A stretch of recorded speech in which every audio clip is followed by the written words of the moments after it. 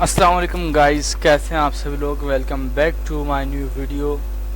काफ़ी टाइम बाद आपके साथ हम दोबारा शेयर करने जा रहे हैं कुछ मज़ीद चीज़ें। और आज की वीडियो एक बहुत ही इम्पॉर्टेंट वीडियो है।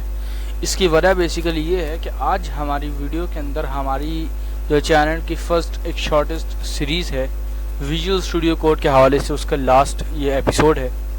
और इंशाल्लाह इस वीडियो के अंदर हम आपको काफ़ी सारी चीज़ें जो आप विजुअल स्टूडियो कोड के बारे में नहीं जानते थे, हम आपको उसको आशना करेंगे और बताएंगे कि ऐसे क्या क्या फ़ीचर्स हैं, ऐसी क्या क्या चीज़ें हैं जिनको यूज़ करके आप ऐसे काम मिनटों में नहीं बल्कि सेकंडों में कर सकते हो जो आप काफ़ी टाइम लगा के और मेहनत करके कर रहे थे। उसके लिए सबसे पहले विजुअल स्टूडियो को ओपन करना है, विजुअल स्टूडियो को कैसे खोलना है, डाउनलोड किस तरह करना है, कोड किस तरह फॉर्मेट करना है, फोल्डर्स एंड फाइल्स किस तरह बनानी है, और उसके हवाले से मुख्तलिफ जो हमारे पास कॉन्सेप्ट्स हैं और मुख्तलिफ जो हमारे पास तरीक़ेकार हैं उनको हम अपनी प्रीवियस वीडियो में बड़ी डिटेल और बड़ी आसान अल्फाज के अंदर डिस्कस कर चुके हैं। तो अगर अभी तक आपने हमारे चैनल को सब्सक्राइब नहीं किया तो हमारे चैनल को सब्सक्राइब कर लीजिए, और अगर वो प्रीवियस वीडियोस भी नहीं देखी तो जाके उनको पहले देख लीजिए ताकि आपको वो कॉन्सेप्ट्स क्लियर हो जाएं, ताकि जब आप ये वीडियो देखें तो आपको इसके बारे में मज़ीद समझ आ सके और मज़ीद ये वीडियो आपके लिए आसान हो सके। ये वीडियो बहुत हेल्पफुल होने वाली है उन डेवलपर्स के लिए जो इस एडिटर को यूज़ करते हैं लेकिन वो बहुत ही बेसिक पर हैं, बहुत ही एंट्री लेवल पर हैं। जब वो ये सीखेंगे तो वही जान जाएंगे कि ये कितनी अहम और कितनी इंपॉर्टेंट चीज़ है और कितनी आसानियाँ ये हमें प्रोवाइड करती है कि जिसके ज़रिए हम मिनटों का काम सेकंडों में कर सकते हैं। तो सबसे पहले हमारे पास हम यहाँ पर आ जाते हैं और हम यहाँ पर अपने जो है एक फ़ोल्डर को ओपन करते हैं। पिछली बार हमने यहाँ पर एक फ़ोल्डर बनाया था, लेकिन हमने उस फोल्डर को जो है फिर हमने उसको रिफ़्रेश कर लिया, हमने उसको बाद में थोड़ा सा चेंज किया था, तो हम उस पर चेकिंग पे आ रहते हैं। हम इसको यहाँ पर जाएंगे और ओपन विद कोड करेंगे। हमने यहाँ बताया था कि ओपन विद कोड पे भी आपको ऑप्शन आता है, आप किसी भी फाइल पे क्लिक करेंगे, ओके, या आप किसी भी यानी फोल्डर पे क्लिक करेंगे तो आपके सामने ये ओपन विद कोड का ऑप्शन आ जाएगा। ठीक है, उसके ज़रिए आप ये कर सकते हैं कि इसको आप डायरेक्ट ही यहाँ से कोड पे खोल सकते हैं। इसके लिए इसका एक और तरीका भी ये होता है कि आप जिस तरह यहाँ पर इसके ऊपर जाएंगे तो ओपन विद के अंदर यहाँ पर आपके पास इसका भी ऑप्शन आ रहा होगा। मैं पहले पूरे फोल्डर को ही खोल लेता हूँ ओपन विद कोड करके। यहाँ पे हमारे पास कुछ HTML वगैरह पड़ी हुई है मौजूद और CSS भी हमारे पास लिखी हुई है। आज जो मैं आपको बताने जा रहा हूँ वो ये बताने जा रहा हूँ कि जब हमारे पास मल्टीपल फाइल्स खुली होती हैं और मल्टीपल फोल्डर्स भी खुले होते हैं तो हम क्या करते हैं कि हम कुछ फोल्डर्स को या फोल्डर्स को मैन्युअली बंद करते हैं, मैन्युअली काम करते हैं, तो उसमें हमारे पास काफ़ी ज़्यादा टाइम वेस्ट होता है, हमारे पास काफ़ी टाइम लगता है।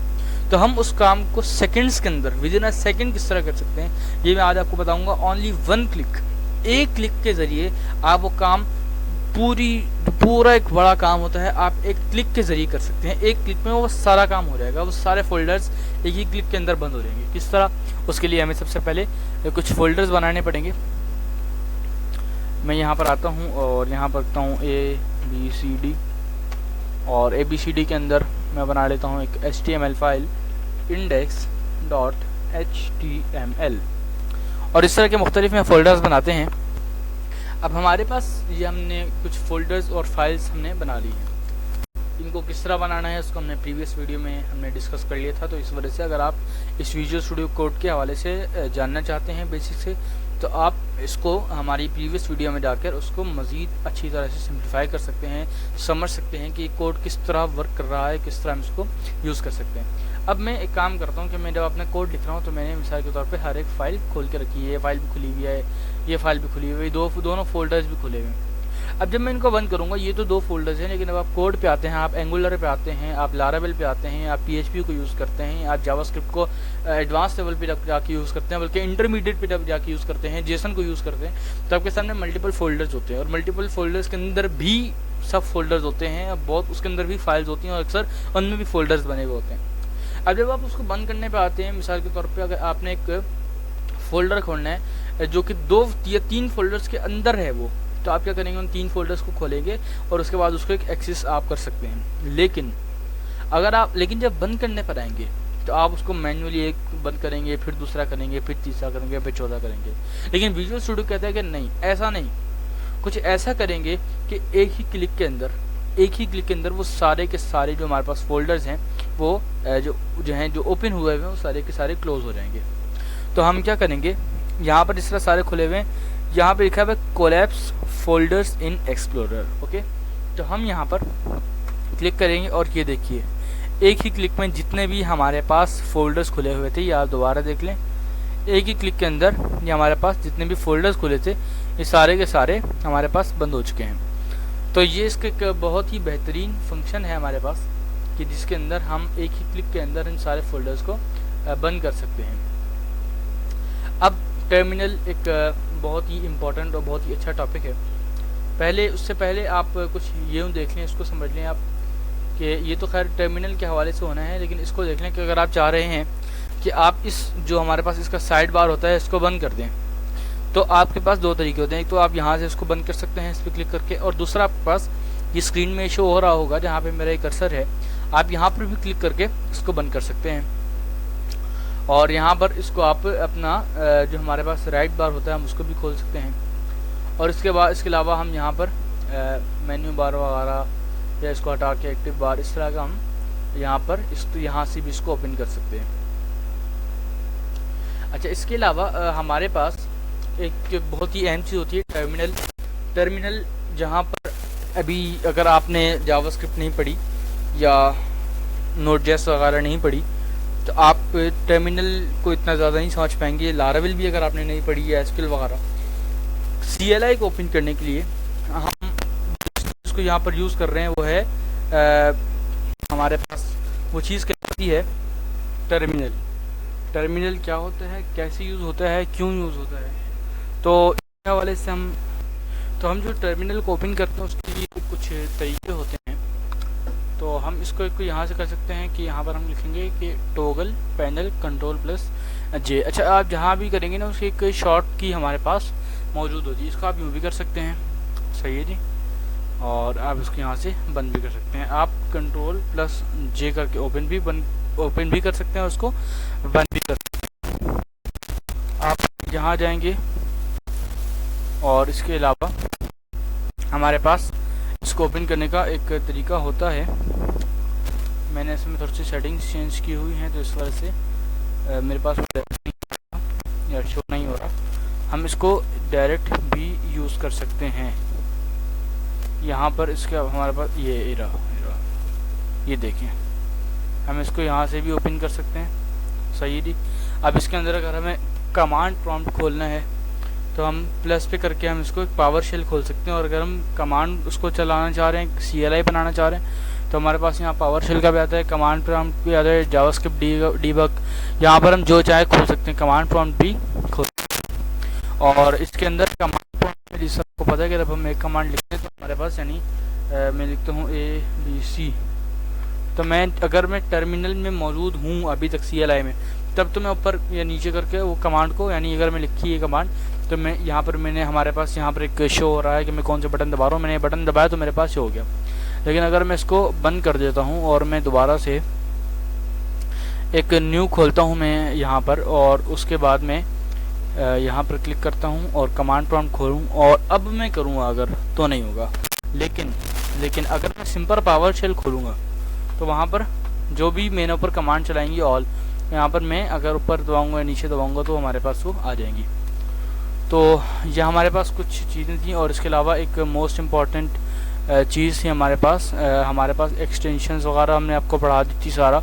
हम पैकेजेस कहाँ से डाउनलोड करते हैं, हमने अगर कुछ भी चीज़ सर्च करनी हो, रिप्लेस करनी हो तो हम वहाँ से कर सकते हैं। हमारे पास जो पैकेज हम इंस्टॉल करते हैं वो हम यहाँ से करते हैं। सो ये पैकेज वगैरह क्या होते हैं, ये सारी चीज़ें हम इंशाल्लाह इसको नेक्स्ट वीडियो में या आगे आने वाली वीडियोस में इंशाल्लाह इसको हम डिस्कवर करेंगे। एक लास्ट चीज़ हमने आपको बतानी है वो है रिप्लेस क्या चीज़ होती है। मान लीजिए कि मैं एक यहाँ पर इसको हम यहाँ से भी अगर करें क्लिक तो हम मल्टीपल उस पर जा सकते हैं, यानी मल्टीपल पेजेस हमारे पास इस तरह ये खुल सकते हैं, एक ही पेज के 2-3 हिस्से हो सकते हैं। अब मान लीजिए कि आपके पास एक कोड लिखा हुआ है जो हमारे पास लास्ट चीज़ पढ़ाने जा रहे हैं, फाइंड एंड रिप्लेस। ये एक दो चीज़ें हैं कि हमारे पास अगर बहुत बड़ा कोड हमारे पास लिखा होता है और हम इसमें कोई एक वर्ड ढूंढना होता है, एक चंद वर्ड्स ढूंढने होते हैं, तो ज़ाहिर हम पूरा कोड तो नहीं पढ़ेंगे, हमारे लिए वो काफ़ी डिफ़िकल्ट हो रहेगा और पॉसिबल भी शायद ना हो कि हम उसको ढूंढ भी पाएँ, क्योंकि अगर बड़ा कोड होगा तो छोटा कोड होगा तब भी मुश्किल होगा। इस तरह ये हमारे पास कोड है। तो उसके लिए फाइंड करने के लिए हमारे पास क्या चीज़ होती है, और अगर हम जानना चाहते हैं भाई इस तरह के वर्ड्स कितनी क्वान्टिटी में मौजूद हैं, इसे हम कहते हैं फ़िल्टर। फ़िल्टर क्या होता है, इसको हम वैसे हमने आपको बहुत ही मुख्तसर से हमने आपको इसका इंट्रो दिया है, लेकिन इंशाल्लाह हम इसको डिटेल में भी आगे हम इसको बयान करेंगे, इसका जिक्र करेंगे इंशाल्लाह कि ये होता क्या है। इसको डिटेल में हम इंशाल्लाह सिंप्लीफायर समझाएंगे आपको। तो हम यहाँ पर हमारे पास एक की होती है कि जिसके ज़रिए हम फाइंड भी कर सकते हैं, उसको रिप्लेस भी कर सकते हैं। हमारे पास कंट्रोल प्लस एफ़ करेंगे हमारे पास, तो हमारे पास एक मिनट से मैं फोल्डर पे मैंने था नहीं ना, कंट्रोल प्लस एफ़ करेंगे तो हमारे पास यहाँ पर ये खुल जाएगा। अब यहाँ पर मैं मिसाल के तौर पे लिखता हूँ 2, मैंने 2 लिखा। अब मुझे ये बता देगा कि भाई ये ऑफ 61 है, 2 ऑफ 61, सही है जी, यानी ये 61 जगह पर है। अब जब मैं इस पर नीचे जाता रहूँगा तो आप यहाँ देख सकते हैं इस जगह पे, जहाँ पे मेरा कर्सर है, ये यहाँ पर गौर कीजिएगा, जैसे मैं नीचे जाता जा रहा हूँ ये मुझे उस जगह पे लेकर जा रहा है, मैं ऊपर जाते जा रहा हूँ तो ये मुझे उस जगह पर लेके जा रहा है, सही है। ये बात याद रखिएगा कि जो ये होगा ना, ये यानी ये चीज़ क्या होती है, जो हमारे पास ये फर्स्ट लिखा हुआ होता है बेसिकली, यहाँ पर 2 का कीवर्ड पहले आया हुआ है ना, तो ये पहला हाईलाइटेड है, तो फर्स्ट ऑफ 61, यानी हम पहले पर हैं 61 में। मैं नीचे आ रहूँगा, ये वैल्यू जो है ये और बढ़ जाएगी कि भाई हम 2 कीवर्ड का तो दूसरा कीवर्ड है, यानी दूसरा 2 है 61, 2 के अंदर से हम उसके ऊपर है। अब हमें मिसाल के तौर पे कोई कोड है, कोई वर्ड है, मिसाल के तौर पे .html को .php से रिप्लेस करना है, तो हम क्या करते हैं, कंट्रोल प्लस एफ़ करेंगे तो हमारे पास ये आएगा, और अगर हम कंट्रोल प्लस एच कर देते हैं तो हमारे पास रिप्लेस का आएगा।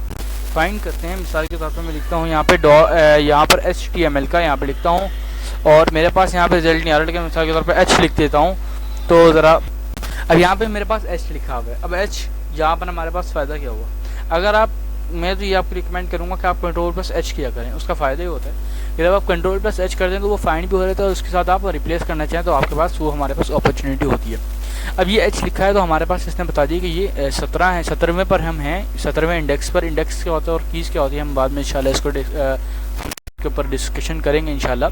17वें पर हैं, 42वें के ऊपर हम, इसने ये फाइंड करके भी बता दिया, हम इसके ऊपर ढूंढते कहीं भी जा सकते हैं। अब मुझे उसको रिप्लेस करना है, मिसाल के तौर पर मुझे उसको रिप्लेस करना है जी से, तो मैं यहाँ पे जी लिखूँगा और यहाँ पर मैं करते रहूँगा। तो ये मैं दबाते रहूँगा और यहाँ पर ये हमारे पास इसको, ये जितने भी हैं सारे कंप्लीट हो जाएंगे, और ये यहाँ पर जब हम सारे कंप्लीट कर लेंगे तो यहाँ पर जो है ये एच की जगह जो है वो जी हो चुके होंगे, सही है जी। तो आप यहाँ पे इसको देख सकते हैं, और अगर कोई कीवर्ड यहाँ पर मौजूद नहीं होगा जब हम यहाँ पे फाइंड करेंगे तो उसके लिए यहाँ पे लिखा आएगा नो रिजल्ट्स। तो इससे आपको पता चल जाएगा कि ये कीवर्ड यहाँ पर मौजूद है नहीं है, कितनी मर्तबा कहाँ पर है, किस किस जगह है, और कितनी क्वान्टिटी में है, और आप किस इंडेक्स पर मौजूद हैं। तो ये थी आज की हमारी एक बहुत ही, हमने शॉर्ट वीडियो के अंदर काफ़ी सारी चीज़ों को हमने डिस्कस किया है, और कोशिश की है कि आपको इनकी डेप्थ तक लेके जाएं। तो उम्मीद है आपको ये जो हमारा एक शॉर्ट सा कोर्स है या शॉर्ट से हमारी प्लेलिस्ट है ये आपको समझ आएगी, पसंद आएगी। अगर आपने ये समझ ली तो आप एक अच्छे प्रोग्रामर भी बन सकते हैं, अपने कोड को रिड्यूस कर सकते हैं, को अच्छा कर सकते हैं अपने कोड को। इसके अंदर एक और बस लास्ट जो हमारे पास हम आपको इसके बारे में बताने जा रहे हैं वो ये है कि अगर मिसाल के तौर पे मुझे यहाँ पर और यहाँ पर कुछ लिखना है सेम, या कुछ ऐसी चीज़ करनी जो सेम है, मिसाल के तौर पे यहाँ पर इसको स्पेस को रिड्यूस करना था, अब मुझे इस स्पेस को रिड्यूस करना पड़ेगा। अब मैं इसको मैन्युअली कर रहा हूँ। एक तरीका है हमारे पास जिसके ज़रिए हम एक ही बारी में कर सकते हैं। वो तरीका क्या है, वो तरीका बेसिकली ये है कि हम ऑल्ट क्लिक करेंगे, और ऑल्ट क्लिक करके हम जितने भी हमें जहाँ पे क्लिक करना है वो हम इस पर क्लिक करते रहेंगे, तो हमारे पास मल्टीपल क्लिक्स जो हैं वो एक साथ होते रहेंगे। जैसे कि आपके सामने आप देख रहे हैं कि ये हम देखें आप ज़रा कि हम ऑल्ट क्लिक कर रहे हैं,